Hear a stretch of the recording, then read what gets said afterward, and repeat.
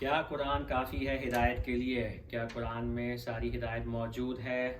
کیا قرآن اور حدیث کو ساتھ لے کے چلنا خدا کے ساتھ شریک ٹھہرانا ہے یا نہیں؟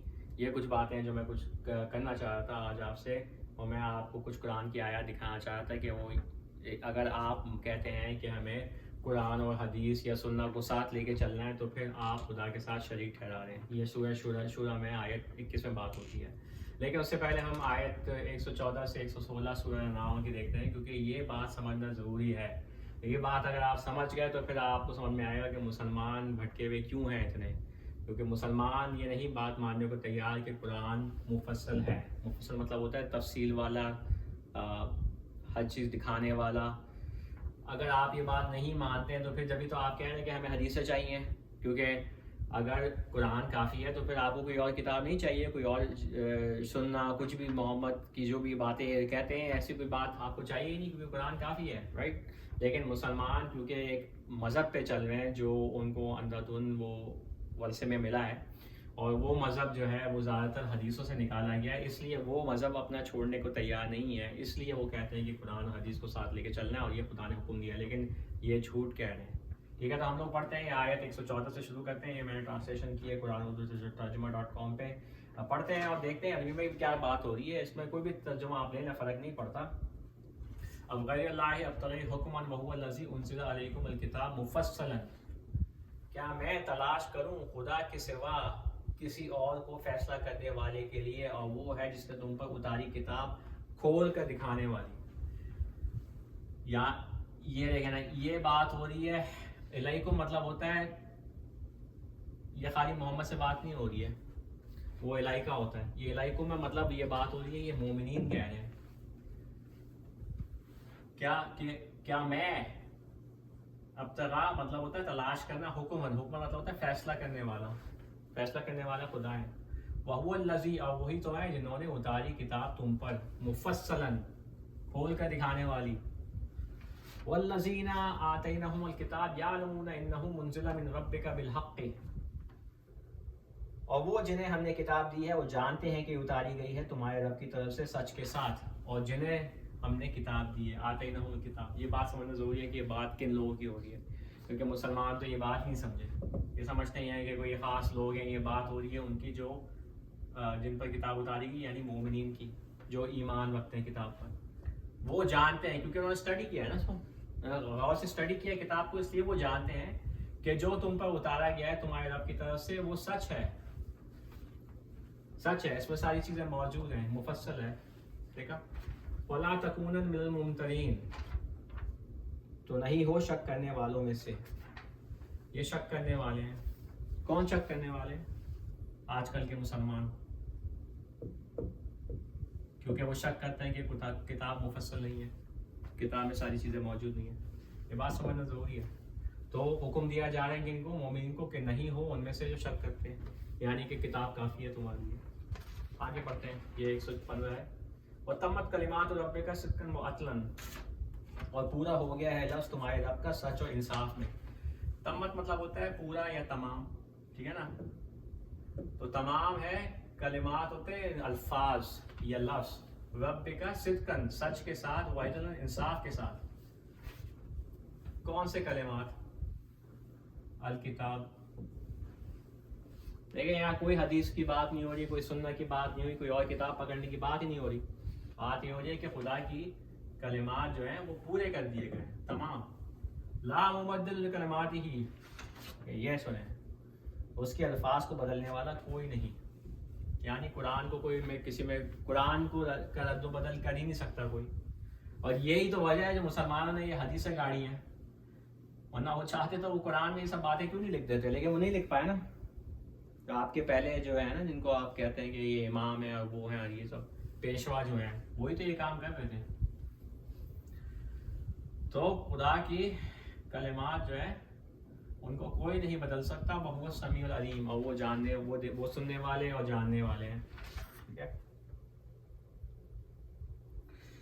116 وَإِن تُطِعْ الْأَكْثَرَ مِنْ فِي الْأَرْضِ يَضِلُّوكَ عَنْ سَبِيلِ اللَّهِ، اور اگر تم پیچھے چلو زیادہ تر کے جو زمین میں ہیں وہ تمہیں گمراہ کر دیں گے خدا کی راہ سے۔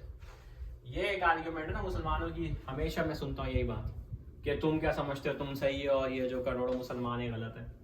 یہ جو لکھا ہوا ہے، اگر تم پیچھے چلو گے زیادہ تر ان کے جو زمین پر ہیں، یہ خالی وہی نہیں ہے کہ بھئی آپ نے کہا عیسائیوں کی بات ہو رہی ہے یا یہودیوں کی بات ہو رہی ہے یا ہندوؤں کی بات ہو رہی ہے، لکھا ہوا اکثر منفرہ زیادہ تر لوگ، زیادہ تر لوگ جو ہے وہ تمہیں ان کے پیچھے چلو گے یضلوک عن سبیل اللہ، تو وہ تمہیں بھٹکا دیں گے خدا کی راہ سے. جو خدا کی راہ جو قرآن میں ہے جو موجود ہے وہ اس سے بھٹکا دیں گے، وہ تمہیں مذہبوں میں لے جائیں گے، فرقوں میں لے جائیں گے، ماں دھاڑ میں لڑائی جھگڑے میں، یہ حلال کرو وہ حرام کرو، اور تم پھر بھٹک جاؤ گے خدا کی راہ سے. ان یتبعون الا الظن وانہم الا یخرصون، وہ پیچھے چلتے ہیں صرف خیالات پر، یا اس کی بہتر ٹرانسلیشن ایک اور ہے کہ وہ پیچھے چلتے ہیں مگر خیالات کے. ٹھیک ہے، وہ پیچھے چل رہے ہیں ہر چیز کے جو ان کے خیالات ہیں ان کی پیروی کرتے ہیں. ظن مطلب ہوتا ہے خیال. آپ بیٹھ کے بات کریں مسلمانوں سے، ان سے پوچھیں بھائی یہ کیوں کرتے ہو، یہ بدھ کو کیوں تم 7 دفعہ چکر کاٹتے ہو اس کے جا کے حج میں، وہ کہیں گے یہ وہ تمہیں اسٹوریاں سنانا شروع کریں گے، ان کے خیالات ہیں، ان کے پاس علم تو ہے نہیں کیونکہ قرآن میں تو بات ہی نہیں ہوئی کہ بت پرستی کرو. وَإِنْ هُمْ إِلَّا يَخْرُصُونَ، اور وہ صرف اندازے لگا رہے ہیں. یخرصون مطلب ہوتا ہے اندازے لگانا یا گیسنگ، اس کو انگلش میں بولتے ہیں. ٹھیک ہے، وہ گیسنگ کر رہے ہیں، ان کو پتہ نہیں ہے، گیس کر رہے ہیں وہ کہ یہ ہے وہ. اچھا، ایک اور آیت سورہ شورى میں موجود ہے، آیت 21 ہے، اس کی طرف آتے ہیں. اور یہ بات اگر آپ سمجھ جائیں نا تو آپ کو بھی سمجھ میں آئے گا کہ مسلمان جب کہتے ہیں کہ ہمیں قرآن و سنت کی ضرورت ہے یا ہمیں قرآن و حدیث کی ضرورت ہے تو وہ خدا کے ساتھ شریک ٹھہرا رہے ہیں. کیوں؟ ام لہم شرکاء شرعوا لہم من الدین ما لم باذن بہ اللہ، اگر ان کے ہیں شریک، ٹھیک ہے، شرعوا لہم من الدین، جو بٹھاتے ہیں یا جو حکم دیتے ہیں ان کے لیے دین میں سے، ما لم یأذن بہ اللہ، جس کا خدا نے اجازت نہیں دی. یاذن مطلب ہوتا ہے اجازت. خدا نے کسی کو اجازت نہیں دی ہے. ایون محمد جو تھے ان پر قرآن وحی کیا گیا تھا، وہ محمد جو ہے وہ قرآن پہ چل رہے تھے، وہ اپنی طرف سے کوئی فتوی دے نہیں سکتے تھے، کوئی فیصلے نہیں کر سکتے، جو کچھ قرآن میں تھا وہ اس پہ چلتے تھے، اس کے حساب سے دوسروں کے بیچ میں فیصلے کرتے تھے. تو لکھا ہوا یہ ہے کہ اگر ان کے ہیں شریک جو ان کے لیے بناتے ہیں یا ان کو حکم دیتے ہیں دین میں سے جس کی خدا نے اجازت نہیں دی. اب آپ کے آج کل کے مسلمانوں کے شریک جو ہے نا، جن کو وہ شریک بناتے خدا کے ساتھ، وہ پتہ ہے کون ہے؟ وہ مولوی ہیں.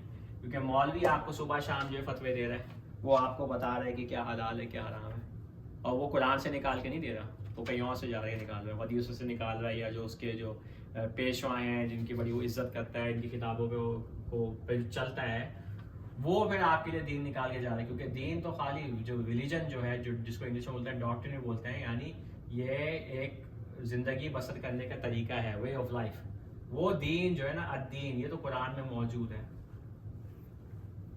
تو اگر وہ جو ہے اس میں جو ہے کمی بیشی کرتے ہیں یا اس کو بدلنے کی کوشش کرتے ہیں جس کی خدا نے اجازت نہیں دی، وَلَوْلَا كَلِمَاتُ الْفَصْلِ لَقُضِيَ بَيْنَهُمْ، اور اگر جو ہے کچھ کلمات ہوتا ہے جیسے میں آپ سے بولا نا الفاظ، اور کچھ اگر لفظ نہیں ہوتا جو ان کو مہلت دی گئی ہوتی، کیونکہ مہلت دی گئی ہے ان سب لوگوں کو. میں نے آپ سے بہت دفعہ یہ بات پہلے بھی کہہ چکا ہوں کہ ان کو چھوڑا گیا ہے، مولویوں کو چھوڑا گیا ہے، شیطان کو چھوڑا گیا ہے کام کرنے کے لیے، تو مہلت نہیں دی گئی ہوتی. لَقُضِيَ بَيْنَهُمْ، تو فیصلہ کر دیا گیا ہوتا ان کے بیچ میں. وَإِنَّ الظَّالِمِينَ لَهُمْ عَذَابٌ أَلِيمٌ، اور جو غلط کرنے والے ہیں ان کے لیے زبردست سزا ہے یا تکلیف والی سزا ہے. تو خدا نے جو ہے مہلت دی ہے لوگوں کو کچھ عرصے کے لیے کہ وہ لوگوں کو بھٹکائیں خدا کے دین سے. جب وقت آ جائے گا تو پھر ان کا حساب کتاب ہو جائے گا اور آپ کا حساب کتاب بھی ہو جائے گا. تو یہ باتیں سمجھنا ضروری ہے. قرآن میں یہ باتیں لکھی ہوئی ہیں، میں اپنی طرف سے یہ بات نہیں کر رہا ہوں، آپ جا کے ویریفائی کر لیں. یہ آیات میں نے آپ کو دی ہیں، آپ جو بھی آپ کا فیوریٹ ٹرانسلیٹر ہے آپ اس کی جا کے پڑھ لیں، غور کریں ان لفظوں پہ. تمت مطلب ہوتا ہے تمام تمہارے رب کے کلمات کر دیے گئے ہیں صدقاً و عدلاً، سچائی اور انصاف کے ساتھ. ٹھیک ہے، تمام کمپلیٹ پورے. اور دوسرا وَهُوَ الَّذِي أَنزَلَ عَلَيْكُمُ الْكِتَابَ مُفَصَّلًا، اور وہی تو ہے جس نے اتاری تم پر کتاب تفصیل کے ساتھ، ہر چیز موجود ہے اس میں. اور پھر آپ کہیں گے کہ اچھا ٹھیک ہے صحیح، اگر یہ بات ہے تو پھر ہمیں جو ہے جو ہم جو چیزیں کر رہے ہیں وہ تو قرآن میں موجود نہیں ہے. اس کی وجہ یہ ہے کہ وہ ایجاد کی ہیں، وہ گڑی ہیں، وہ قرآن میں نہیں ہے، کیونکہ وہ خدا کے دین میں نہیں ہے. تو آپ اپنے ابا اجداد کے مذہب کو چھوڑیں جو آپ کو بت پرستی کی طرف لے کے جا رہا ہے، خدا کے ساتھ شریک کرنے پہ لے کے جا رہا ہے، اور آپ قرآن پہ آئیں from a blank page, a clean slate, اور قرآن پہ عمل کریں. قرآن جو باتیں کہتا ہے وہ کریں. ٹھیک ہے، یہی تو مطلب ہے، اسی لیے تو کتاب اتاری ہے. چلو آج کا ویڈیو میں ہوتے ہیں، انشاءاللہ بات ہوتی ہے نیکسٹ ویڈیو میں. السلام علیکم.